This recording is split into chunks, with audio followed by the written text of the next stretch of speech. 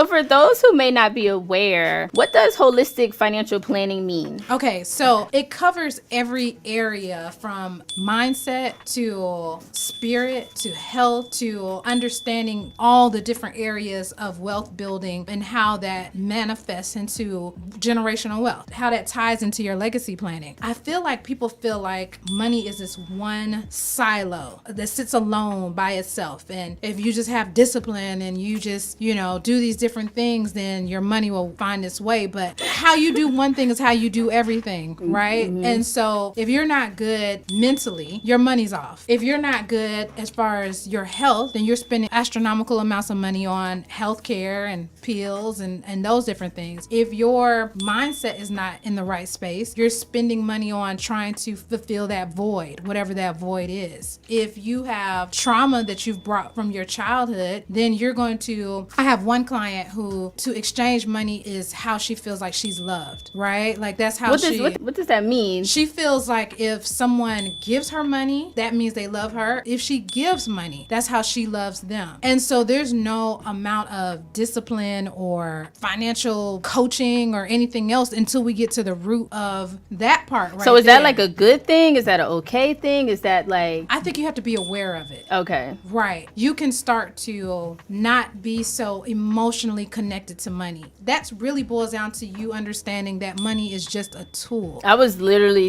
about to say that. I feel like so many people give money way too much credit, right? we humanize money. Yeah. We spiritualize money. We fortify it into a level of it's the end all be all, or that it has all this power, over us, and that it gives you more worth. Yeah, and you tie your value into it. You tie your happiness into it. You tie love into it, and that was never the purpose of money. Right. And so if you understand that money is just a representation of energy, that currency is energy, an exchange of value proposition, then you're able to free yourself and just put yourself in a different space. So I love taking a holistic approach to money. And and is that a part of what you provide Correct. and teach with your Yes. money coaching? Correct. Okay. Yes. Along with other, financial services too. Okay. But that's pretty much where we start. You got to heal your relationship Yes. with money in order Yes. for us to grow.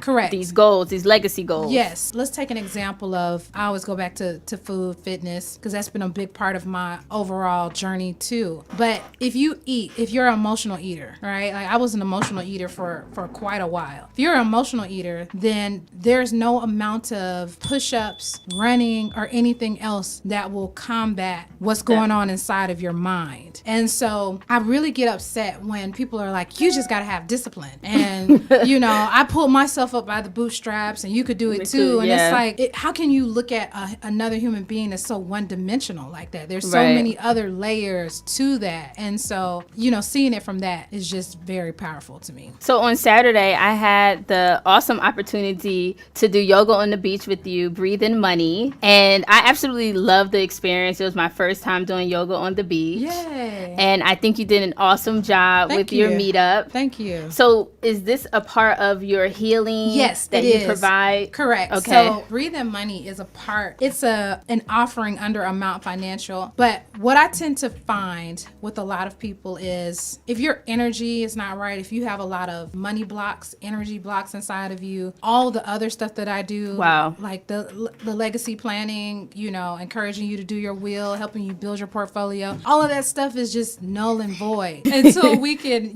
get into that good space. And so for me, never even thought about that. Yes. I did a interview with Essence magazine not too long ago where I talked about how burnout, especially for Black women, is one of the biggest leaks of money for us, right? So when you're burned out, you spend. And that's typically when you make some of your worst financial decisions. When you're burnt out from maybe work, home responsibilities, you then just spend money on trying to rectify that, right? Okay. So you leave work, you hate your job, you're burned out, your kids get on your nerves, your husband, he's tripping, all these different things. Then you're like, I'm just going to book a trip and get away from everybody. But you did not plan for the trip. You did not save for that trip. You did not try to find the best deals on on that trip, anything, you just emotionally were like, I need out.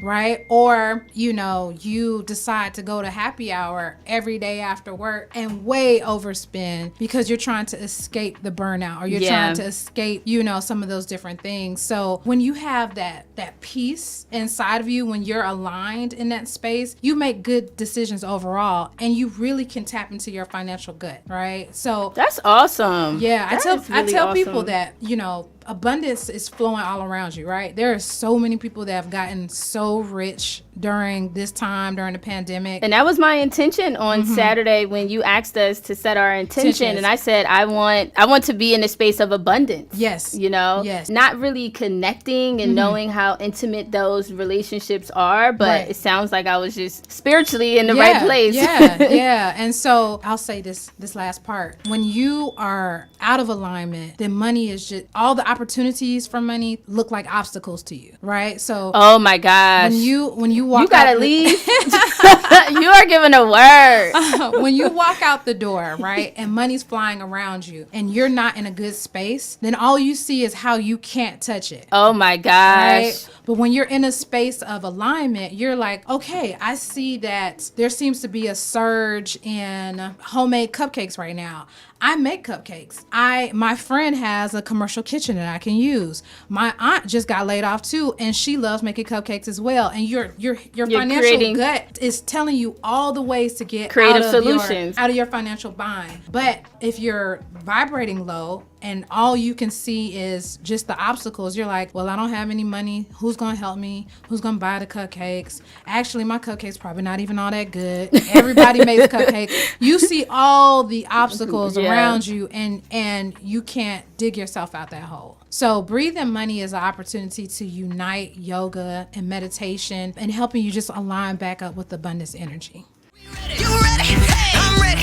I'm ready. I'm ready. I'm ready. I'm ready.